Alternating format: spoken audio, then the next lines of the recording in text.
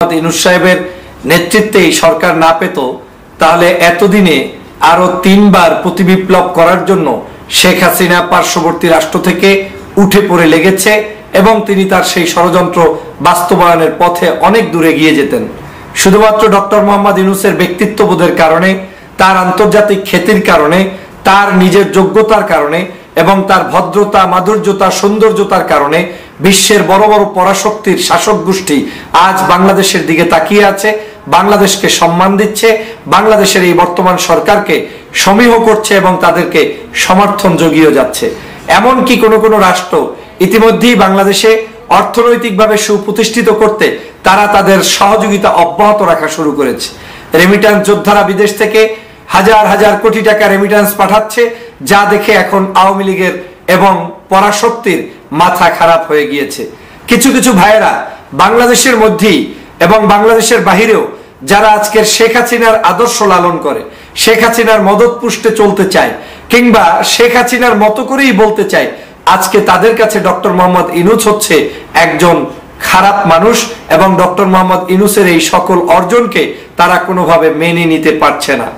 আজকে যদি ডক্টর মোহাম্মদ ইউনূস সাহেবের নেতৃত্বে স্বাধীন বাংলাদেশে আমরা এই তত্ত্বাবধায়ক সরকার পরিচালনা করতে ব্যর্থ হতাম, তাহলে বাংলাদেশের জনগণের জন্য আরো কয়েকটি 5ই আগস্ট সংগঠিত হতো, তা আসলে বলে ভাষায় প্রকাশ করতে পারবো না।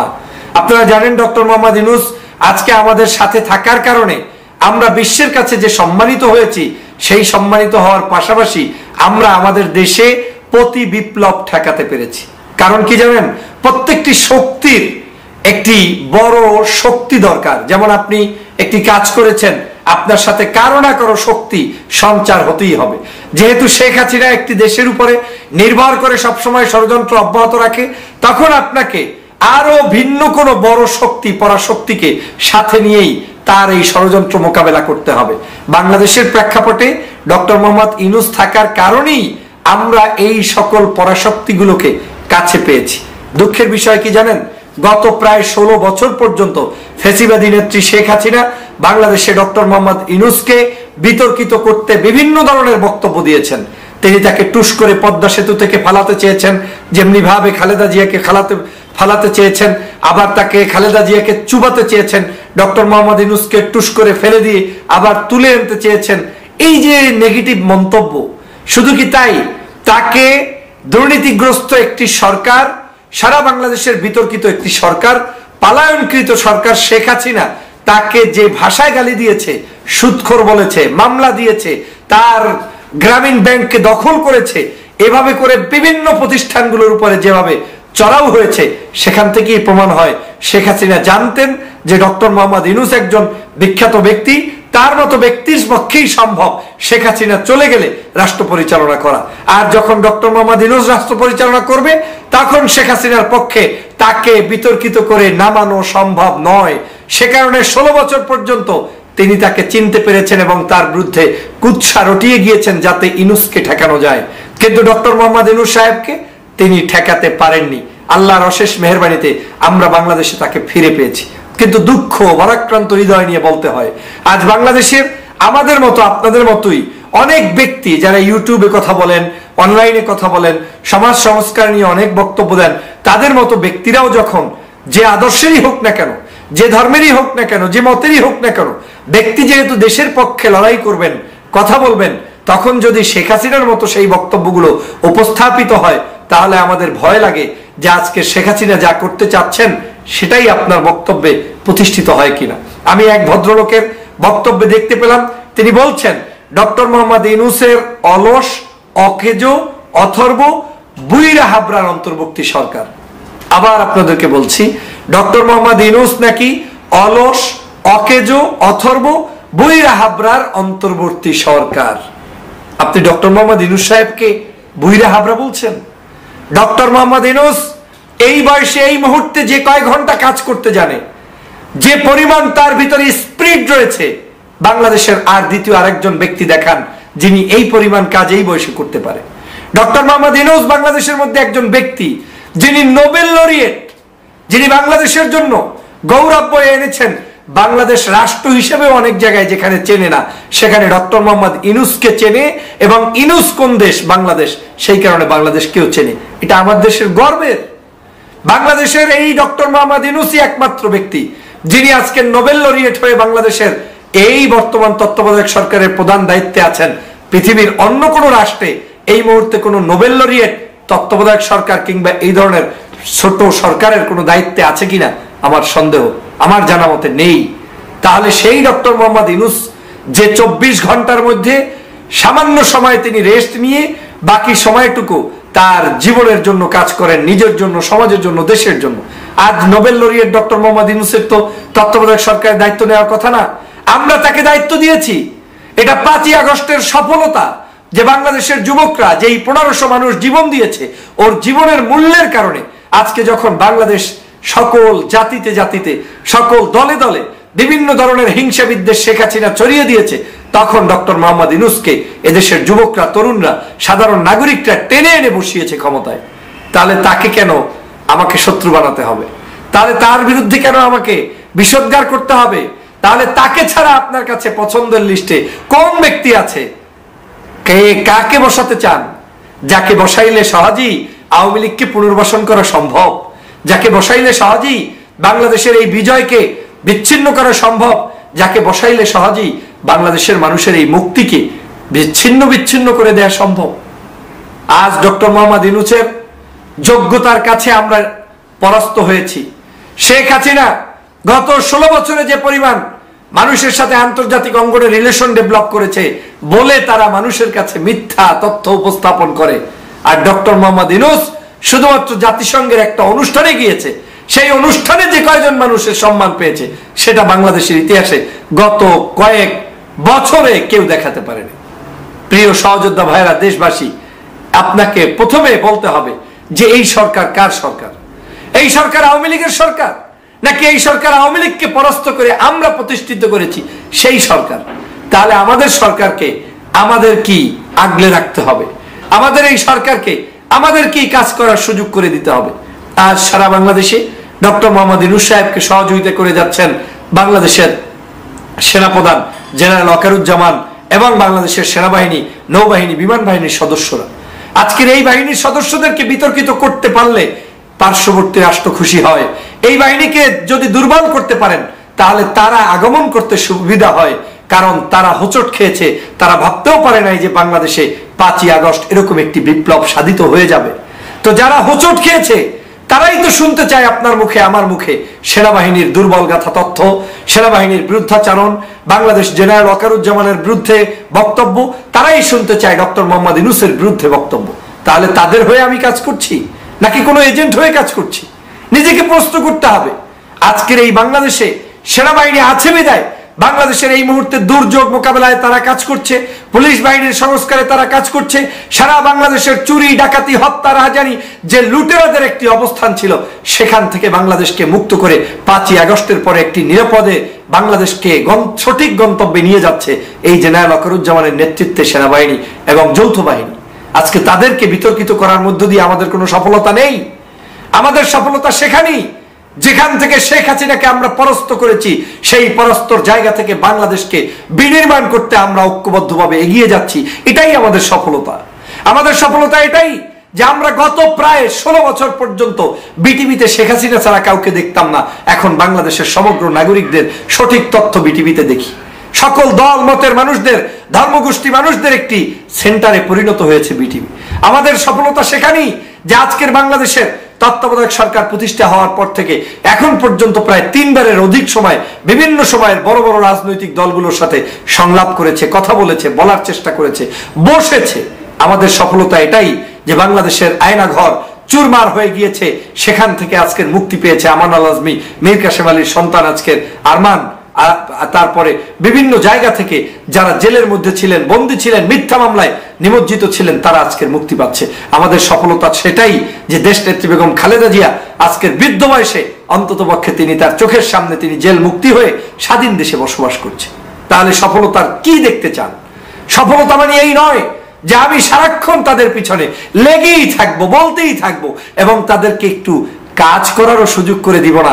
যেমনি ভাবে শেখ হাসিনা বলে আপনি তার চেয়ে আরো খারাপ ভাষায় বললেন, এটার মধ্যে সফলতা নয়। প্রিয় সহযোদ্ধা এবং দেশবাসী, আমি আপনাদেরকে কেন প্রলুব্ধ করছি, উদ্বুদ্ধ করছি?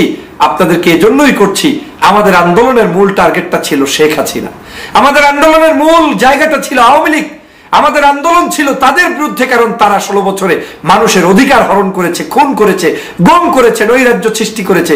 আমাদের আন্দোলন তার বাইরে আর কারো বিরুদ্ধে নয়। বাংলাদেশের কোন রাজনৈতিক দল, বাম হোক, ডান হোক, ধর্মপ্রাণ হোক, ধর্মবিদ্বেষী হোক, আপনার এদেশের যে কোনো পন্থী রাজনৈতিক দলের শত্রু আপনি আমি কেউ নয়। আমরা এদেশের সকল মানুষের নাগরিক সুবিধা দিতে বদ্ধপরিকর। তাদের যারা যারা বঞ্চিত করেছে তাদের বিরুদ্ধে আমাদের স্লোগান ছিল। অতএব ডক্টর মোহাম্মদ ইউনূসকে যারা এই ধরনের বক্তব্য দেয়, আমি মনে করি এটা এক ধরনের বিকৃত মানসিকতার বহিঃপ্রকাশ। না হয় কোন একটি উদ্দেশ্য প্রণোদিত ভাবে এই ধরনের কাজ অথবা কোনো স্বার্থে লেগে যাওয়ার কারণে এই ধরনের মন্তব্য, এই মন্তব্য আমাদের পরিহার করা দরকার। আমাদের তাদের পাশে দাঁড়ানো দরকার, আমাদের তাদেরকে সময় দেয়া দরকার। রাষ্ট্র সংস্কারে আমি মনে করি ডক্টর মোহাম্মদ ইউনূসের বিকল্প কেউ থাকলে এদেশের রাষ্ট্র সংস্কার সম্ভব হতো না। ডক্টর মোহাম্মদ ইউনূস এমন সম্মানিত ব্যক্তি, যেই ব্যক্তি আপনার মতো করে আমার মতো করে রাষ্ট্র নিয়ে চিন্তা করছে না, কিংবা ক্ষমতায় বসে থাকার জন্য আঁকড়ে ধরে বসে থাকবে না। তার প্রয়োজনে তিনি এই রাষ্ট্র সংস্কারে যেভাবে সকলের আহ্বানে সাড়া দিয়ে অংশগ্রহণ করেছেন, নিজেই নিজের সম্মানের বোধের কারণেই তিনি যথা সময়ে রাষ্ট্র সংস্কার করে গণতান্ত্রিক প্রক্রিয়ায় দেশকে উপস্থাপন করে বিদায় নেবেন। তাহলে ততক্ষণ পর্যন্ত ধৈর্য ধরেন। প্রতিটা মুহূর্তই যদি ভিডিও বানাতে হয়, কিংবা কন্টেন্ট ক্রিয়েট করতে হয়, কিংবা আলোচনা করতেই হয়, তাহলে পৃথিবীর বহু বিষয়বস্তু রয়েছে, তার উপরে আলোচনা করা সম্ভব। আমাদের এই ধরনের জায়গা থেকে যদি আমরা পরিহার না হতে পারি, তাহলে আওয়ামী লীগ কি আলটিমেটলি আমরা শক্তিশালী করে দিচ্ছি। আমাদের অনেক ভাই, আমি সবসময় কারো নাম বলতে পছন্দ করি না, কিন্তু আপনারা নিশ্চয়ই বক্তব্যের আলোকে বুঝবেন, অনেক ভাই মিনমিন করে কথা বলে, খুব ভদ্রভাবে বুঝাতে চায়, সকাল সন্ধ্যা ভিডিও দিতেই থাকে, কিন্তু জিস্ট খুঁজে পাবেন না। এন্ড অফ দ্য টাইমে দেখতে গিয়ে দেখা যায় লোকটার কথাবার্তা ঘুরিয়ে পেঁচিয়ে শেখ হাসিনা কি শক্তিশালী করলো। এই ধরনের বক্তব্যেও আমরা রাজি নই। আমাদের দেশে এখন দরকার পজিটিভ মানসিকতার মানুষ। আমাদের দেশ এখন গঠন করার সময়, এখন দেশকে বিভাজন করার সময় নয়। এই বাংলাদেশে শেখ হাসিনার সকল জগদ্দল পাথর থেকে বাংলাদেশকে মুক্ত করতে হলে এখন ঐক্য দরকার, এখন আমাদের পজিটিভ আলোচনা দরকার, এখন আমার ডক্টর ইউনূসকে সহযোগিতা করা দরকার। ডক্টর ইউনূসকে একা একা দেশকে পরিবর্তন করতে পারবে না, আপনার আমার আমাদের সকলের সহযোগিতা করতে হবে। সবাই মিলে আসুন ডক্টর মোহাম্মদ ইউনূসের এই নেতৃত্বে দেশকে এগিয়ে নিয়ে যাই। ইউনূস সাহেব কঠোর হলেও আপনি বলবেন নোবেল লরিয়েট হয়ে কেন কঠোর হলেন। ইউনূস সাহেব হালকা হলেও আপনি বলবেন উনি এত হালকা হলেন কেন। তো উনি যাবেন কোথায়? ওনাকে ওনার মতো চলতে দিন, সেনাবাহিনীকে সেনাবাহিনীর মতো চলতে দিন। বর্তমান সময়ের উপরে ভিত্তি করে, বিশ্বের পরিস্থিতি বিবেচনা করে তারা যে পথে এখন আগাচ্ছে, এটাই সঠিক পথ। এই পথেই বাংলাদেশের মানুষের মুক্তি, এই পথেই গণতন্ত্র আসবে, এবং তাদের হাত ধরেই গণতন্ত্র আনতেই হবে। কারণ তারাই আমাদেরকে 5ই আগস্ট ছাত্র জনতার বিপ্লবের সময় উদ্ধার করেছে। অতএব তারাই আমার বন্ধু, তারাই প্রকৃত বন্ধু। তাদেরকে বাদ দিয়ে বাংলাদেশের কোন রাষ্ট্র সংস্কার হবে না। অতএব হত্যার বিচার কামনা না করে আপনি কিভাবে তাবাসসুমকে নিয়ে, আপনি উর্মিকে নিয়ে, এই উর্মি কি করেছে বল, উর্মি কি হয়েছে? উর্মির এখন পর্যন্ত কোন ব্যক্তি একটা টোক্কা মেরেছে উর্মির গায়ে? আওয়ামী লীগের 16 বছরে বাংলাদেশের প্রত্যেকটি প্রান্তে প্রান্তে বিএনপি, জামাত, ভিন্ন মতের, ভিন্ন আদর্শের কোন ব্যক্তিকে কোন একটা দারোয়ানের চাকরি পর্যন্ত দেওয়া হয় নাই। সেগুলো তোর চোখে বাজে নাই? গোলাম মাওলা রনি কাকে চাকরি দিয়েছে বাংলাদেশে? ওএসডির পর ওএসডি শত শত মানুষদেরকে ভিক্ষুক বানিয়ে দিয়েছে আওয়ামী লীগ। সেগুলো তোমার চোখে বাজে না? তুমি একজন তাবাসসুমের চাকরি ওএসডি হইতে পারে নাই, তার আগেই তুমি তার পক্ষে মুক্ত চেতনা নিয়ে কথা বলো। তোর মুক্ত চেতনায় আমি থুথু নিক্ষেপ করি। এই মুক্ত চেতনা করতে গিয়ে বাংলার স্বাধীনতাকে 16 বছর পর্যন্ত ধ্বংস করে দিয়েছে শেখ হাসিনা। আমাদের কাউকে কথা বলতে দেয় নাই। মুক্ত চেতনার মানে কি? 16 বছরে আমি কথা বলতে পারি নাই, আমার মুখ বন্ধ করে রাখা হয়েছে। বাংলাদেশের প্রত্যেকটি এম্বাসিগুলোতে ইনফরমেশন দিয়ে দিয়ে, পুলিশদেরকে লেলিয়ে দিয়ে বিদেশে পর্যন্ত থাকতে দেয় নাই। আজ বলতে বাধ্য হচ্ছি, মালয়েশিয়া থেকে বিতাড়িত হয়েছি, সিঙ্গাপুর থেকে বিতাড়িত হয়েছি, তুরস্কে পর্যন্ত বিতাড়িত করতে চেয়েছে, কম্বোডিয়াতে গুম করতে চেয়েছে, আর তোমার সেগুলো স্বাধীনতার বিপক্ষের না, স্বাধীনতার বিপক্ষের হলো তাপসী তাবস্সুম উর্মি। হ্যাঁ, তাপসী তাবস্সুম উর্মি জন্মগত আওয়ামী লীগ, স্বভাবগত আওয়ামী লীগ, শেখ হাসিনার লেফটেন্সার, দালাল, একজন টাটকা মুনাফিক এবং অবৈধভাবে ভুয়া মুক্তিযোদ্ধা কিংবা অন্য কোন চ্যানেলে ভুয়া চাকরিজীবী ছাড়া আর কিছুই না। অন্তত 24-এর স্বাধীনতা চোখের সামনে দেখে যারা এই 24-এর স্বাধীনতাকে মেনে নিতে পারে না, 24-এর শহীদদের রক্তকে যারা স্বীকার করতে পারে না, তারা আর যাই হোক বাংলাদেশের সুনাগরিক হওয়ার মোটেও যোগ্যতা রাখে না, মোটেও না। কারণ 24-এর স্বাধীনতা কোন একটি দলের ছিল না, কোন একটি মতের ছিল না, কোন একটি আদর্শের ছিল না। 24-এর স্বাধীনতা ছিল হিন্দু, মুসলিম, বৌদ্ধ, খ্রিস্টান, বাংলাদেশের সমগ্র নাগরিক, ছাত্র, শিক্ষক, সুধী, সমগ্র কৃষক, শ্রমিক জনতা, সমগ্র নাগরিকের স্বাধীনতা ছিল। আর্মি থেকে শুরু করে সবাই মিলে বাংলাদেশকে স্বাধীন করেছি এই 24-এর 5ই অক্টোবর আগস্ট। আর সেই স্বাধীনতা তোমার চোখে বাজে না, শহীদদের নাম তোর চোখে বাজে না, তোমার চোখে বাজে উর্মির নাম। হ্যাঁ, আমি এজন্যই বলি আওয়ামী লীগ কোনোদিন ঠিক হয় না, আওয়ামী লীগের স্বভাব কোনোদিন পরিবর্তন হয় না। ওদেরকে দেখে যারা একটু একটুতেই ভুলে যান, সাবধান হয়ে যান। কঠিন পরিস্থিতি যদি আপনি আমি সচেতন না হই, ধান্দাবাজদের ব্যাপারে যদি স্পষ্ট না হই, তাহলে এই জাতির কপালে দুর্দিন আছে।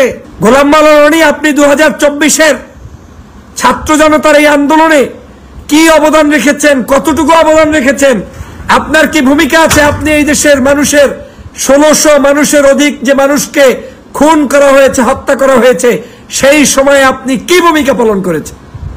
গণতন্ত্র শিখাইতে আসছেন, আপনার বাক স্বাধীনতা শিখাইতে আসছেন। 16টি বছর পর্যন্ত আমরা দেশের বাহিরে থেকে টকশো করতে হয়েছে, আন্দোলন করতে হয়েছে, আমাদেরকে কথা বলতে হয়েছে। আর আওয়ামী লীগের সবাই এখন বাংলাদেশে বসে এই মুহূর্তে স্বাধীনভাবে কথা বলছে, বক্তৃতা দিচ্ছে। এরপরেও স্বাধীনতার নাম কি? কি স্বাধীনতা আপনি চান? আপনার উর্মি জুলাই বিপ্লবের বিপক্ষের একজন কর্মী, তিনি বাংলাদেশের সরকারি চাকরি করে ফ্যাসিবাদের দোসর হিসেবে আওয়ামী লীগের এজেন্ডা বাস্তবায়নকারী, তিনি সরকারের চাকরিতে ঢুকে জুলাই বিপ্লবের বিরোধিতাকারী যত ব্যক্তি তার মধ্যে অন্যতম। উর্মির এই বাটপারি, উর্মির এই ধান্দাবাজি, উর্মির এই নতুন করে কল রেকর্ড, উর্মির ফেসবুক পেস্ট, এই ফেসবুক পোস্ট সবকিছু হচ্ছে পরিকল্পিত। কারণ এই উর্মি যা করছে এটা শেখ হাসিনার শিখানো এবং আওয়ামী লীগের শিখানো। আমি কেন বলছি উর্মিরা হচ্ছে বাংলাদেশের অবৈধ যতজন চাকরি পেয়েছে, খুঁজলে দেখবেন উর্মি তার মধ্যে অন্যতম। এই বাংলাদেশে ভুয়া মুক্তিযোদ্ধার সন্তান দাবি করে কোটায় কোটায় চাকরি দেওয়া হয়েছে, খুঁজলে দেখবেন উর্মি তার মধ্যে অন্যতম। এই উর্মি যখন বুঝেছে যে চুরি করে ধান্দাবাজি করে তো আর আমার এই চাকরি থাকবে না, আজ হোক কাল হোক, তত্ত্বাবধায়ক সরকার হোক আর পরবর্তী যে সরকারি ক্ষমতায় আসুক, চাকরির তো শেষ হয়ে যাবেই। এখন তিনি মুক্তিযুদ্ধ সাজছে, এখন তিনি 1971 সাল নিয়ে আসছে। এই ধান্দাবাজদের কারণে 1971 সাল নিয়ে বাংলাদেশে রাজনৈতিক বিভাজন সৃষ্টি করেছে এই আওয়ামী লীগের গোষ্ঠীরা। এই উর্মিরা বাংলাদেশের নতুন করে আবার শেখ হাসিনার বি টিম সি টিম হিসাবে নতুন করে আবার আমাদের কাছে এই বৈষম্য সৃষ্টি করতে চায়।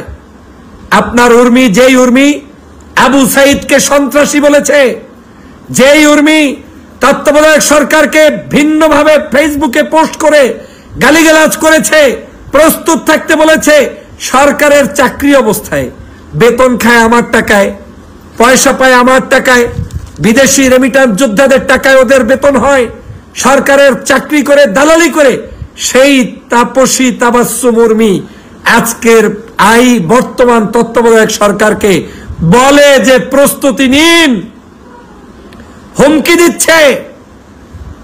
শেখ হাসিনার মতো অডিও বার্তায় হুমকি দেয়, ফেসবুকে হুমকি দেয়।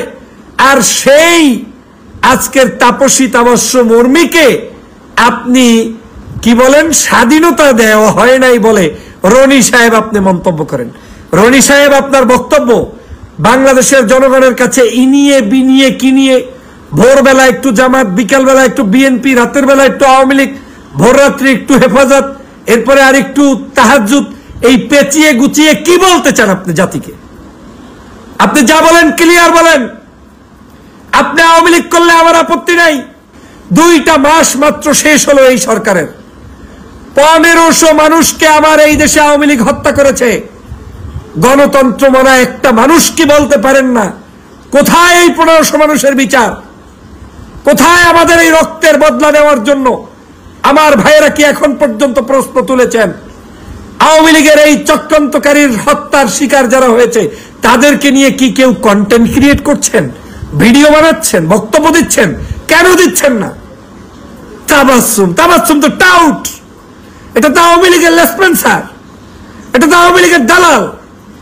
শুধু তাবাসসুম নয়, বাংলার জনগণকে অপেক্ষা করতে হবে।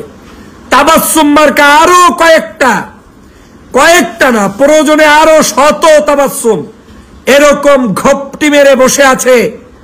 ওরা একটু সময় পেলেই, ওই যে দেখেছেন না কয়েকদিন আগে কোন নর্তকী যেন আসছে কেক কাটতে, শেখ হাসিনার কেক কাটতে আসো বাংলাদেশ। 1500 মানুষকে খুন করেছে, সেই শেখ হাসিনার কেক বাংলার জমিনে কিভাবে কাটো? স্পর্ধা কত বড়! তুই কেক কাটতে আসছিস কিভাবে? এখন কেক কাটার পরেও সুস্থ শরীরে বাসায় ফেরত যেতে যেহেতু পেরেছে, ওরা ভাবছে এই তো মুক্ত স্বাধীনতা হয়ে গিয়েছে।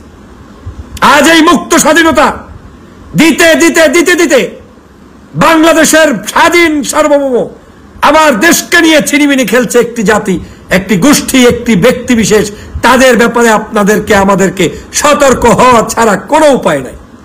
প্রিয় সহযোদ্ধা ভাইরা, শেখ হাসিনা পালিয়েছে, বাংলাদেশ থেকে পালিয়েছে, গতকালকের ভারত থেকে আসমান শহরে পালিয়েছে।